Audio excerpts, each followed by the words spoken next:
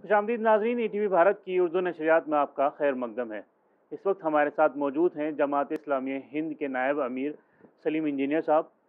Sir, हम आपसे जानना चाहेंगे, हाल ही में जो लगातार खबरों में छाया हुआ है, पॉपुलेशन बिल को लेकर लगातार खबरों में बातें सामने आ रही हैं, और जो यूनिफॉर्म सिविल कोड है उसको लेकर लगातार चर्चा बनी हुई है, तो उस पर आपका क्या कहना है? बिस्मिल्लाहिर्रहमानिर्रहीम। देखिए, ये जो बिल इस वक्त जिनकी बातें हो रही हैं मीडिया में और जिनको लाने की कोशिश हो रही है, पॉपुलेशन बिल के बारे में पहले बात करेंगे। तो ये तमाम चीज़ें जो हैं, ये यूपी इलेक्शन को सामने रखकर इस वक्त ये सब चीज़ें उठाई जा रही हैं। और ऐसा लगता है कि इसके पीछे हुकूमत कोई बहुत ज़्यादा संजीदा नहीं है, सिवाय इसके कि यूपी इलेक्शन में जो आवाम के असल जो मुद्दे हैं उन पर बात ना हो, और ये इलेक्शन एक तरह से कम्युनल और फ़िरका वाराना रंग अख्तियार कर ले और वोटर्स को कम्युनल बुनियादों पर आपस में बांटा जा सके और उसका फ़ायदा उठाया जा सके। तो इसलिए ये इस तरह की चीज़ें इलेक्शन से पहले लाने की कोशिश हो रही है, चाहे ये पॉपुलेशन बिल हो या यूनिफॉर्म सिविल कोड की बात हो। जहाँ तक पॉपुलेशन बिल का सवाल है, हमारा कहना ये है कि ये जो बात बार बार कही जा रही है कि हिंदुस्तान की आबादी यकीनन बहुत ज़्यादा है और बढ़ रही है, लेकिन हमारे ख़्याल में ये आबादी कोई मसला नहीं है, और ये जितने मसाइल और हुकूमत की नाकामियाँ जो हैं, ये आबादी की वजह से नहीं हैं। हुकूमतें अपनी नाकामी को छुपाने के लिए मुल्क की आबादी को हमेशा ढाल बनाती हैं और कहती हैं कि आबादी बहुत ज़्यादा है मुल्क की, इसलिए ये तमाम मसाइल पैदा हो रहे हैं।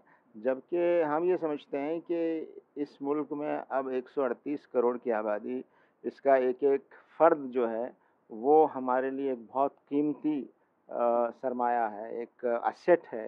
यही बात भारतीय वज़ीर-ए-आज़म नरेंद्र मोदी ने भी अपने बयानात में की है कि जो आबादी है वो हमारी मतलब मजबूती है, जिसकी वजह से हम दुनिया में एक बड़ी पावर बनकर उभर रहे हैं, जबकि योगी आदित्यनाथ का इससे कहना बिल्कुल मुख्तलिफ है। दोनों में तज़ाद भी नज़र आ रहा है।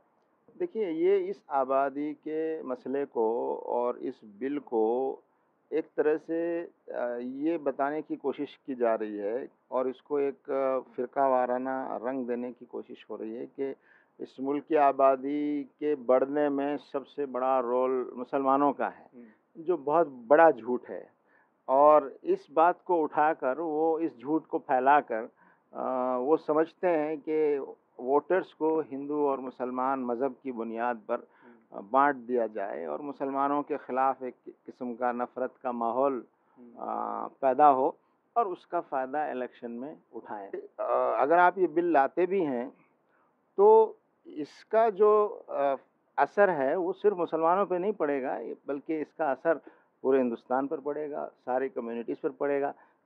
ये समझाने की कोशिश हो रही है कि ये बिल लाकर हम एक तरह से मुसलमानों की आबादी को कंट्रोल करना चाहते हैं। ये भी इस मुल्क के अवाम को गुमराह करने का एक तरीक़ा है। दूसरा ये है कि ये 2 बच्चों की पॉलिसी और कानून बनाकर अभी भी हमारा कहना ये है कि जो सेक्स रेशो है, जेंडर रेशो है, लड़के और लड़कियों का जो रेशो है, मर्द और औरतों का जो रेशो इस मुल्क में है, उस पर इसकी चोट पड़ती है और लड़कियों की तादाद कम हो रही है मुसलसल। और एक रिपोर्ट में बताया गया है कि हर साल 5 लाख बच्चियां जो हैं वो पैदा होने से पहले ही मार दी जाती हैं। तो जब आप ये पॉलिसी बनाएंगे, ये कानून बनाएंगे कि 2 से ज़्यादा बच्चे ना हों, और इस मुल्क में अभी भी बच्चियों पर बच्चों को तरजीह दी जाती है और बच्चियों को पैदा होने से एक तरह से रोका जा रहा है, तो उससे ये तवाज़ुन और ज़्यादा ख़राब होगा। अच्छा, ये भी कहा जा रहा है कि जिस तरह से मुसलमानों की आबादी बढ़ रही है, तो आइंदा 20 साल में, 30 साल में मुस्लिम यहाँ पर जो भारत में जो अभी माइनॉरिटी में है वो मेजॉरिटी में आ जाएंगे। क्या ऐसा कोई किसी तरह की तहकीक हुई है? क्या इस तरह का कुछ बात सामने आई है? क्या ऐसा मुमकिन है आइंदा 50 साल में? देखिए, पहली बात तो ये बहुत बड़ा झूठ है और ये झूठ भी इसीलिए फैलाया जा रहा है ताकि इस मुल्क में मज़हब की बुनियाद पर लोगों में नफ़रत पैदा की जा सके। मुसलमानों के ख़िलाफ़ एक नफ़रत का माहौल बनाया जा सके। लेकिन जो स्टैटिस्टिक्स हैं, आदाद व शुमार हैं वो भी इसका साथ नहीं दे रहे हैं। कम से कम कोई बात कहने से पहले आदाद व शुमार तो देखने चाहिए। और अगर आप इस मुल्क में जो ग्रोथ रेट है आबादी की, उसको कम्युनिटी वाइज़ भी अगर देखें आप, तो 2011 का जो सेंसस हुआ था, उसमें साफ तौर पर ये कहा गया था कि मुस्लिम कम्युनिटी की ग्रोथ रेट पहले के मुकाबले में कम हुई है। तो ग्रोथ रेट बढ़ने के बजाय कम हो रही है, तो ये भी झूठ है कि मुसलमानों की आबादी जो है औरों के मुकाबले में तेज़ी से बढ़ रही है, बल्कि मुसलमान उस ग्रोथ रेट में उसमें कमी आई है। मुसलमानों को इससे क्यों, मतलब जिस तरह से बात सामने लाई जा रही है और कहा जा रहा है कि मुसलमानों को डराने के लिए ये कानून लाया जा रहा है, तो क्या मुसलमानों को सच में ज़रूरत है डरने की? नहीं, देखिए, मुसलमान तो अल्लाह के सिवा किसी से नहीं डरता और मुसलमान इस मुल्क का बराबर का शहरी है। और हम ये समझते हैं कि कुछ पार्टियां हैं ऐसी जो इस तरह का नफ़रत का माहौल पैदा कर रही हैं और ऐसी चीज़ें लाने की कोशिश कर रही हैं। लेकिन मुझे लगता है मुसलमानों को इससे डरने की ज़रूरत नहीं है। ये जो कोशिशें हो रही हैं, ये असल में हिंदुओं को डराने के लिए है। मुसलमानों को डराने के लिए नहीं है, बल्कि हिंदुओं में एक, हमारे हिंदू भाइयों में खौफ पैदा करने के लिए, डर पैदा करने के लिए और मुसलमानों के ख़िलाफ़ एक नफ़रत पैदा करने के लिए कि देखो मुसलमानों की आबादी तेज़ी से बढ़ रही है और ये मुसलमान पूरे मुल्क पे छा जाएंगे अगर ये सब नहीं किया गया। और यही पार्टी है जो मुसलमानों को दबा सकती है, रोक सकती है। तो ये मैसेज देने की जो कोशिश है, ये बहुत ख़तरनाक कोशिश है। इससे मुल्क और समाज दोनों को बड़ा नुकसान होगा। पॉपुलेशन बिल का मामला चल रहा है यूपी में, उसके साथ-साथ यूनिफ़ॉर्म सिविल कोड को लेकर भी आवाज़ उठ रही है। उसको लेकर भी आवाज़ उठाई जा रही है और दिल्ली हाई कोर्ट की तरफ से भी इस पर टिप्पणी की गई है। उस पर आपका क्या कहना है? देखिए, यूनिफ़ॉर्म सिविल कोड का मसला भी हमारी निगाह में एक पॉलिटिकल मसला है। इसका असल मसले से कोई ताल्लुक़ नहीं है और ना ही ऐसी कोई ज़रूरत महसूस की जा रही है कि कोई यूनिफ़ॉर्म सिविल कोड जैसी कोई चीज़ लाई जाए और न ही ये मुमकिन है इस मुल्क में कि ऐसा कोई कोड बन सकता हो जो संविधान जिसमें लिखा हुआ है कि ऐसा कॉमन यूनिफ़ॉर्म सिविल कोड लाने की कोशिश की जाए, मगर वो सबके राय मशवरे से हो और जिन लोगों के लिए लाया जा रहा है उनकी मर्ज़ी उसमें शामिल हो और किसी पर थोपा ना जाए। इस मुल्क में इतने तबके हैं, इतने मज़हब हैं, यहाँ ट्राइबल्स हैं और दूसरे कल्चरल जो ग्रुप्स हैं, तो इन सब के अलग-अलग रीति-रिवाज और रस्म हैं। तो इस मुल्क में एक ऐसा कोड लाना जो सबको काबिल कबूल हो और सबको बराबर की निगाह से देखता हो, वो मुझे नहीं लगता मुमकिन है। अगर ऐसा मुमकिन होता तो अब तक 70 साल के बाद भी यूनिफ़ॉर्म सिविल कोड का कोई ड्राफ्ट और कोई दस्तावेज़ अभी तक मुल्क के सामने नहीं लाया गया।